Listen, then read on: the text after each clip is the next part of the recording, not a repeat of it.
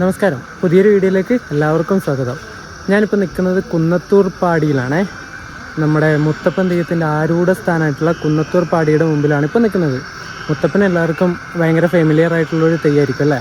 നമ്മുടെ കേരളത്തിൽ മാത്രമല്ല, ഇപ്പോൾ ഇന്ത്യയുടെ പല സംസ്ഥാനങ്ങളിലും ദുബായിലൊക്കെ ഈ മുത്തപ്പൻ്റെ തെയ്യവും മുത്തപ്പനെ കെട്ടിയടിക്കുന്നൊക്കെ അമ്പലങ്ങളൊക്കെ ആയിട്ടുണ്ട്.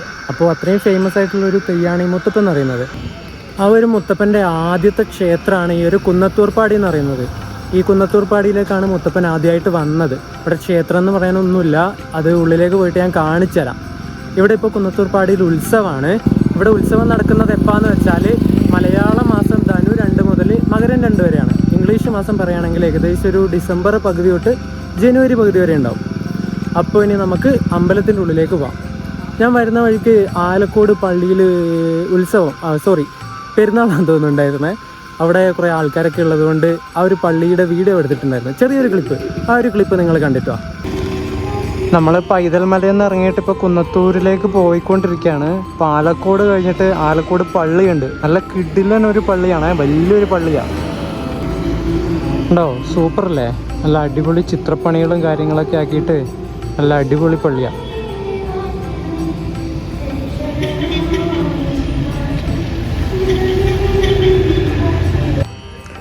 അങ്ങനെ നമ്മൾ കുന്നത്തൂർ പാടിയിലെത്തി. ഇവിടെ പാർക്കിംഗ് സൗകര്യം ഇഷ്ടം പോലെ ഉണ്ട് കേട്ടോ. അവിടെ പാർക്ക് ചെയ്ത് വെച്ചിട്ടുണ്ട് എൻ്റെ ബൈക്ക്. ബൈക്കിന് 10 രൂപയും കാറിന് 40 രൂപ കേട്ടോ പാർക്കിംഗ് ചാർജായിട്ട് ഇവർ മേടിക്കുന്നത്. ഇവിടെ അത്യാവശ്യം ഒരു പാർക്കിംഗ് ഏരിയ ഇവർ ഒരുക്കി വെച്ചിട്ടുണ്ട്. നമുക്കിനി അമ്പലത്തിലേക്ക് അങ്ങോട്ട് പോവാം.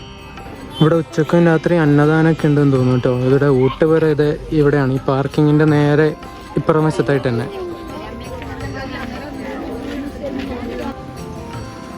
പോകുന്ന വഴിക്കൊക്കെ ഇഷ്ടംപോലെ ഹോട്ടലുകളും തട്ടുകടയൊക്കെ ഉണ്ട് കേട്ടോ. ഇവിടെയൊക്കെ ഉണ്ട്.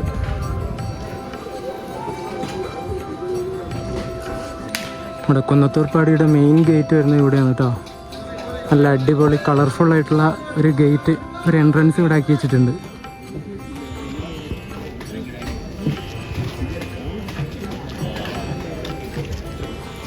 ഇതിലൂടെ ആ സ്റ്റെപ്പ് കയറിയിട്ടാണ് നമുക്ക് അങ്ങോട്ട് പോകേണ്ടത് അമ്പലത്തിലേക്ക്. കുറേ ടൈപ്പ് ഹൽവകൾ ഇവിടെ വെച്ചിട്ടുണ്ട്. ചുവപ്പ്, കറുപ്പ്, പിന്നെ ഒരു മഞ്ഞ, പിന്നെ നുറുക്കുണ്ട്, എന്തൊക്കെയോ ഐറ്റംസ് ഉണ്ട്. കാണാൻ നല്ല രസമുണ്ടല്ലേ, കളർഫുള്ളായിട്ടുള്ള ഐറ്റംസാണ് മൊത്തം. ഈ ഒരു ഗോപുരത്തിൽ ആ ചിത്രങ്ങളൊക്കെ വരച്ചതാക്കിയതൊക്കെ നോക്കിക്കേ, എന്ത് പെർഫെക്റ്റ് ആണല്ലേ.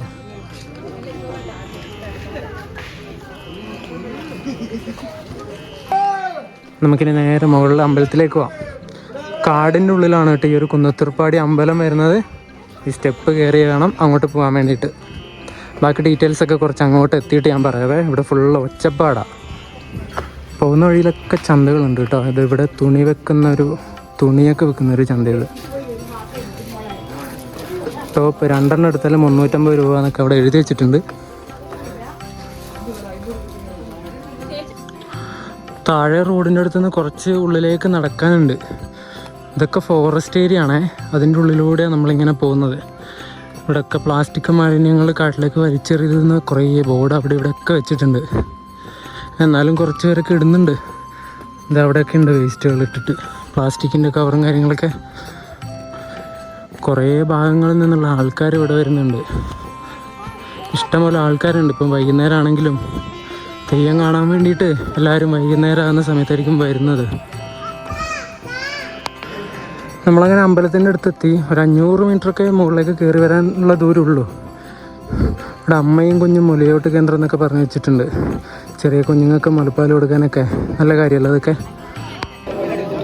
ഇവിടെ മുത്തപ്പൻ്റെ അമ്പലം ആ ഒരു ഓല മടഞ്ഞ് കെട്ടിയതാണ് കേട്ടോ. ആഡംബരങ്ങളില്ലാത്ത തെയ്യാണ് ഈ മുത്തപ്പൻ എന്ന് പറയുന്നത് ഈ കുന്നത്തൂർ പാടിയിൽ. പക്ഷെ പറശ്ശിനിക്കടവിലൊക്കെ പോയാൽ അവിടെ നല്ല ക്ഷേത്രങ്ങളും കാര്യങ്ങളൊക്കെയാണ്. പക്ഷെ ഇവിടെ ഒന്നുമില്ല കേട്ടോ.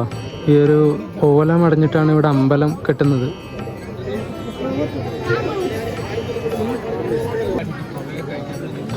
മുത്തപ്പത്തെയ്യുണ്ട് അവിടെ. ആൾക്കാർ തൂവാൻ വേണ്ടിയിട്ട് ഇങ്ങനെ ക്യൂ നിൽക്കുന്നുണ്ടോ, മൊത്തം ആൾക്കാർ അവിടെയൊക്കെ.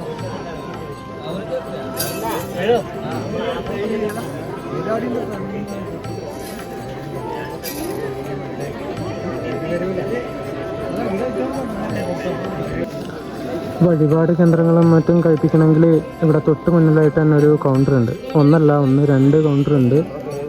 അപ്പുറം നെയ്കളൊക്കെ കാര്യങ്ങളൊക്കെ സമർപ്പിക്കണമെങ്കിൽ അതിനുമുണ്ട്.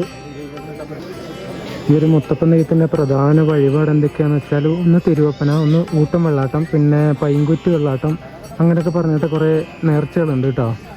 അതൊക്കെ ഇവിടുന്ന് കഴിപ്പിച്ചിട്ട് അതിൻ്റെ റെസീറ്റും കൊണ്ട് പോയാൽ ചിലപ്പോൾ നിർമ്മാല്യം കിട്ടുമായിരിക്കും ഇവിടുത്തെ കാര്യം എങ്ങനെയാണെന്ന് എനിക്ക് കറക്റ്റായിട്ട് അറിയില്ല.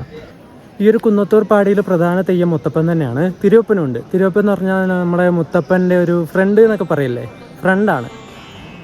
ഈ ഒരു മുത്തപ്പൻ്റെ ഐതിഹ്യം പറയുകയാണെങ്കിൽ ഇവിടെ ഒരു അയ്യങ്കര ഇല്ലെന്ന് പറഞ്ഞിട്ടൊരു ഇല്ലും ഉണ്ടായിരുന്നു. അത് ബ്രാഹ്മണ ഇല്ലാണ്. അയ്യങ്കര ഇല്ലത്ത് ഒരു അയ്യങ്കര ദേവനും പാടിക്കുറ്റി അമ്മ ഉണ്ടായിരുന്നു. പാടിക്കുറ്റി അമ്മ എന്ന് പറയുന്നത് ഈ ഒരു മുത്തപ്പൻ്റെ വളർത്തമ്മയാണ്, ശരിക്കുള്ള പ്രസവിച്ച അമ്മയല്ല. അവർക്ക് മക്കളുണ്ടായിരുന്നില്ല. ഈ നല്ല പാടിക്കുറ്റി അമ്മക്കും ഈ അയ്യങ്കര ദേവനും മക്കളുണ്ടായിരുന്നില്ല. അപ്പോൾ മക്കളില്ലാത്ത വിഷമം കൊണ്ട് ഈ പാടിക്കുറ്റി അമ്മ എന്ന് പറയുന്നത് ശിവൻ്റെ ഭക്തയായിരുന്നു, മഹാദേവൻ്റെ ഭക്തയായിരുന്നു. അങ്ങനെ മക്കൾ ഇല്ലാത്തതിൻ്റെ സങ്കടങ്ങളൊക്കെ ഈ മഹാദേവനോട് പറഞ്ഞിട്ട് ഒരു ദിവസം തിരുവൻകടവിൽ, അതൊരു ഒരു പുഴ പോലെയാണ്, ആ ഒരു പുഴയിൽ ഇവർ കുളിക്കാൻ പോകും. എന്നിട്ട് കുളിക്കാൻ പോകുന്ന സമയത്താണ് ഈ മുത്തപ്പൻ ഒരു കുഞ്ഞായിട്ട് അവിടെ ഉണ്ടാകുന്നത്. ആ കുഞ്ഞിനെയും കൊണ്ട് ഇവർ അയ്യങ്കര ഇല്ലത്തേക്ക് വരും.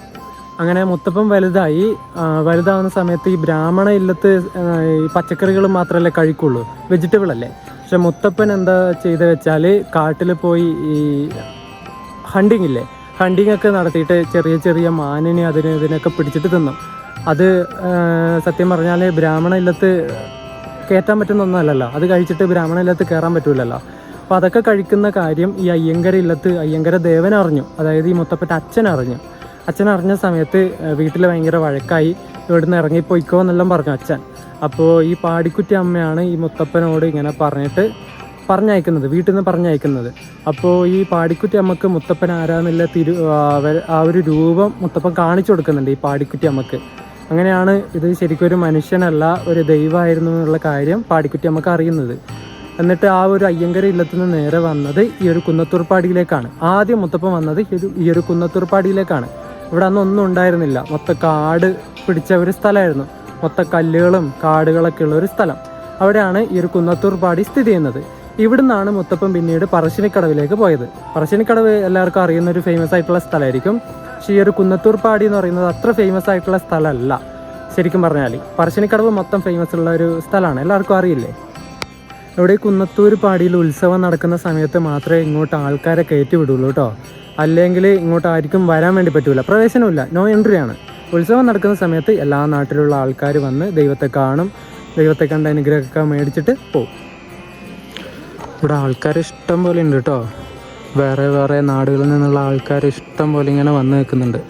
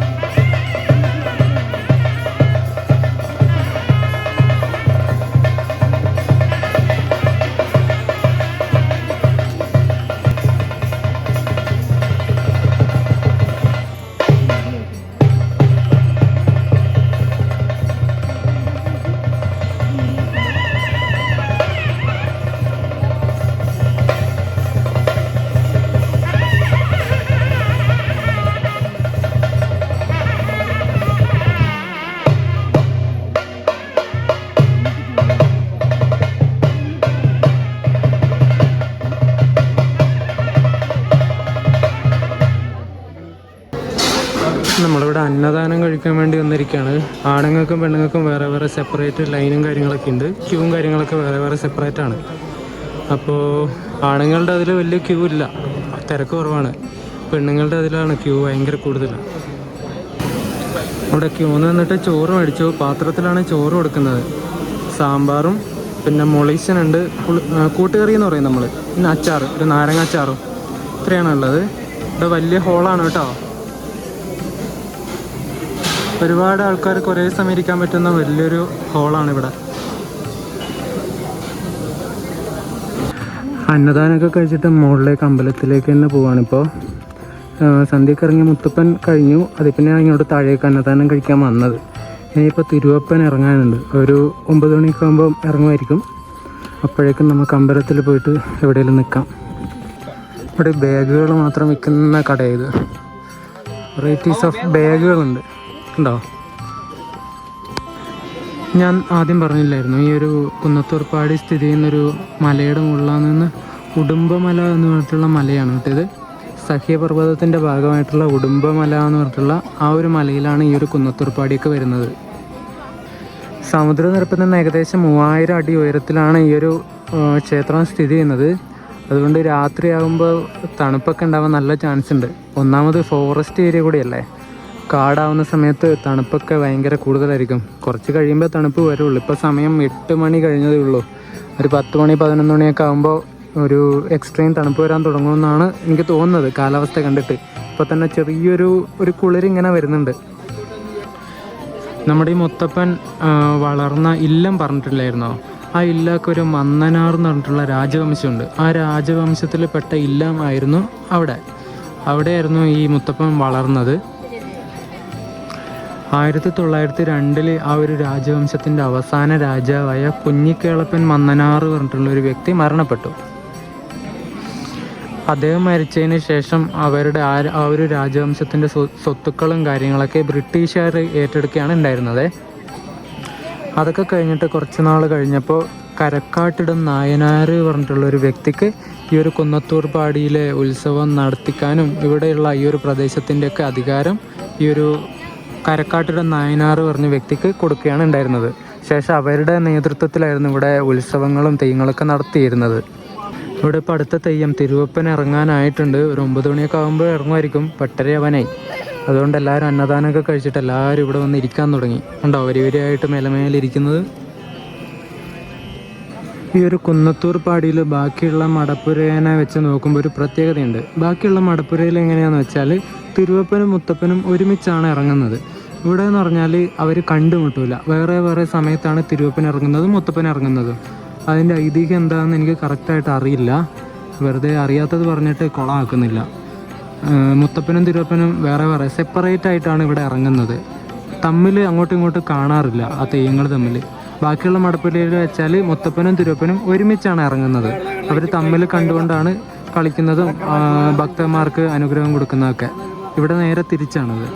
അതുപോലെ ഇവിടെ ഉത്സവം തുടങ്ങിയിട്ട് ആദ്യത്തെ ദിവസം മുത്തപ്പൻ്റെ ജീവിതത്തിലെ 4 ഘട്ടങ്ങളെക്കുറിച്ചുള്ള ഒരു മുത്തപ്പൻ തെയ്യാണ് ഇവിടെ കെട്ടുന്നത്. അതായത് മുത്തപ്പൻ്റെ ജീവിതത്തിലെ ജനനം, കൗമാരം, യൗവനം, വാർദ്ധക്യം, അങ്ങനെ 4 ഘട്ടങ്ങളാണ് ഒരു മനുഷ്യൻ്റെ ജീവിതത്തിൽ പറയുന്നത്.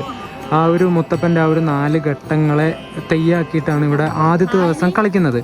അതൊന്ന് വെച്ചാൽ പുതിയ മുത്തപ്പൻ, 2 പുറങ്കാല മുത്തപ്പൻ, 3 നാടുവാഴീശ്വരൻ ദൈവം, 4-മത്തത് തിരുവപ്പന. ഇങ്ങനെയുള്ള 4 ഘട്ടങ്ങളിലുള്ള തെയ്യാണ് ആദ്യത്തെ ദിവസം ഇവിടെ ഉണ്ടാകുന്നത്.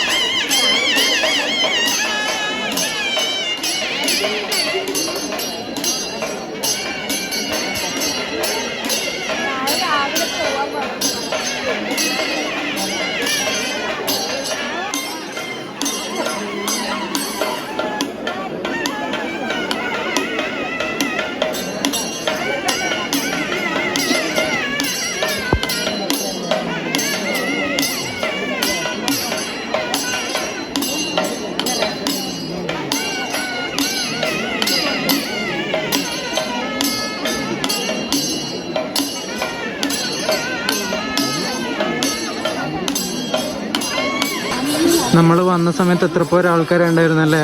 ആ ഒരു തിരുവപ്പനൊക്കെ ഇറങ്ങാൻ തുടങ്ങുന്ന സമയത്ത് ഇവിടെ ശരിക്കും നിറഞ്ഞു ആൾക്കാരെ കൊണ്ട്. നോക്കിക്കുക, അവിടെയൊക്കെ ഭയങ്കര തിരക്കാണ്. തെയ്യം കണ്ട് വീട്ടിലേക്ക് പോകുന്നവരുടെ തിരക്ക് അവിടെ മൊത്തം. ഇതുണ്ടോ, ഈ ഭാഗത്തൊക്കെ ഉണ്ട് കേട്ടോ തിരക്ക്. എല്ലാവരും തെയ്യം കാണാൻ വേണ്ടിയിട്ട് ഇങ്ങനെ നിൽക്കുക. തിരക്കാണെങ്കിലും അവിടെ ഇവിടെയൊക്കെ നിൽക്കുക, എല്ലാവരും ഇരിക്കുന്നൊന്നുമില്ല. അങ്ങനെ നമ്മുടെ കുന്നത്തൂർ പാടിയുടെ വീഡിയോ ഒക്കെ എടുത്തു. തിരുവപ്പന ഇറങ്ങുന്ന സമയത്ത് ഒരുപാട് ആൾക്കാർ മുന്നിൽ പോയി ഇരുന്നിട്ട് മര്യാദക്ക് ഷൂട്ട് ചെയ്യാൻ പറ്റിയില്ല. എങ്കിലും പരമാവധി കുറച്ച് സൂമൊക്കെ ചെയ്തിട്ട് ഞാൻ ഷൂട്ട് ചെയ്തിട്ടുണ്ട്. എല്ലാം കൂടി വെച്ചിട്ട് ഒരു വീഡിയോ ആക്കി ഇടാം കേട്ടോ. മുത്തപ്പൻ്റെയും മര്യാദക്ക് കിട്ടിയില്ല. മുത്തപ്പൻ ഇറങ്ങുന്ന സമയമാകുമ്പോഴേക്കും നമ്മളവിടെ എത്തിയിട്ടില്ലായിരുന്നു, അതാ പറ്റിപ്പോയത്. ഞാൻ കുന്നത്തൂർ പാടിയിലെത്തുന്ന സമയത്ത് കുറച്ച് ലേറ്റായിപ്പോയി. അത് പിന്നെ നമ്മുടെ പൈതൽ മലയിലും കൂടി പോയിട്ട് അവിടുന്ന് നേരെ ഇങ്ങോട്ട് വരികയാണ് ചെയ്തത്. രണ്ടും കൂടി ഒരു ദിവസത്തെ ട്രിപ്പാക്കാമെന്ന് വിചാരിച്ചിട്ടാണ്. രണ്ടും രണ്ട് വീഡിയോ ആയിട്ടായിരിക്കും വരുന്നത് കേട്ടോ. അപ്പോൾ ഇന്നത്തെ വീഡിയോ ഇവിടെ വെച്ച് അവസാനിപ്പിക്കുകയാണ്. കുന്നത്തൂർ പാടിയിൽ നിന്ന് എൻ്റെ വീട്ടിലേക്ക് ഒരു 52-53 കിലോമീറ്റർ ഉണ്ട്. കുറച്ച് ഓടാനുണ്ട്. ഞാനിപ്പോൾ പകുതി എത്തിയിട്ട് ഈ വീഡിയോ എൻഡ് ചെയ്യാമെന്ന് വിചാരിച്ചിട്ട് ഇവിടെ സൈഡാക്കി നിർത്തിയാണ്. സെറ്ററൊക്കെ ഇട്ടിട്ടുണ്ട്. നല്ല തണുപ്പാണ് കേട്ടോ. പിന്നെ ബൈക്കിൽ പോകുന്ന സമയത്ത് രാത്രി ആകുമ്പോൾ കാറ്റടിച്ചിട്ട് ഭയങ്കര തണുപ്പടിക്കും. കൈയൊക്കെ മരവിച്ച് ഇപ്പം തന്നെ ഗ്ലൗസ് എടുത്തില്ല. അപ്പോൾ ഈ ഒരു വീഡിയോ ഇവിടെ വെച്ച് അവസാനിപ്പിക്കുകയാണ്. അടുത്തൊരു വീഡിയോ ആയിട്ട് വരുന്നവരേക്കും എല്ലാവർക്കും ബൈ ബൈ.